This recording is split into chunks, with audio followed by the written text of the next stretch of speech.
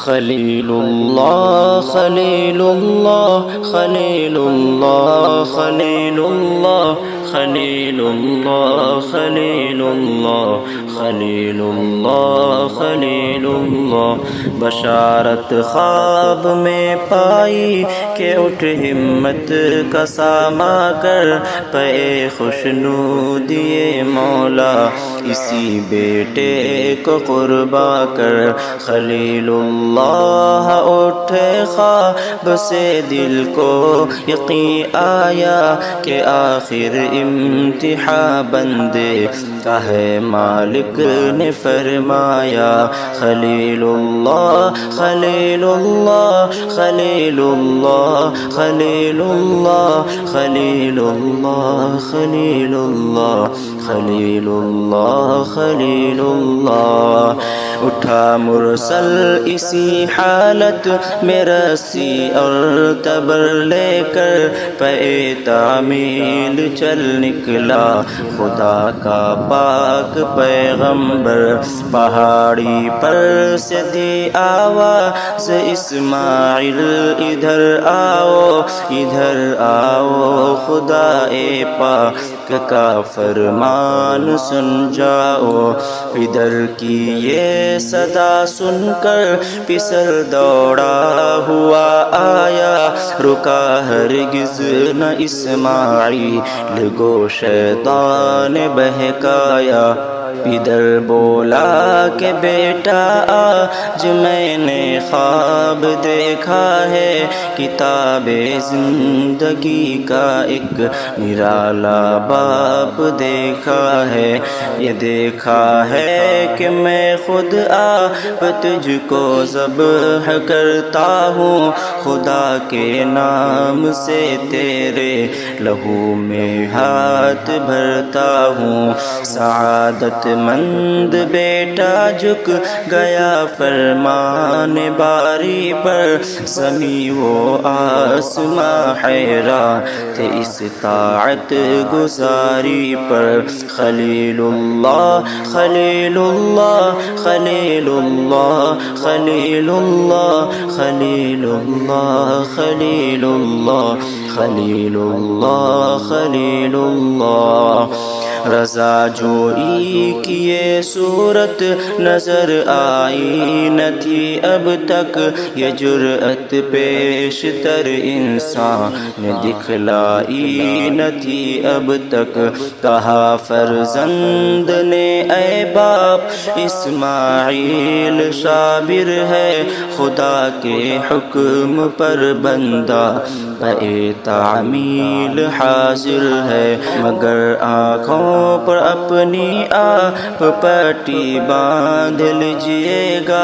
میرے ہاتھوں میں اور پیروں میں رسی باندھ دیجئے گا مبادا آپ کو صورت پہ میری رحم آ جائے مبادا میں تڑپ کر چھوٹ جاؤں ہاتھ تھرائے پسر کی بات سن کر باپ نے تعریف فرمائی یہ رسی اور پٹی باندھنی ان کو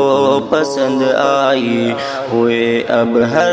طرح تیار دونوں باپ اور بیٹے چھری اس نے سنبھالی تو یہ جھٹ قدموں میں آ لیٹے خلیل اللہ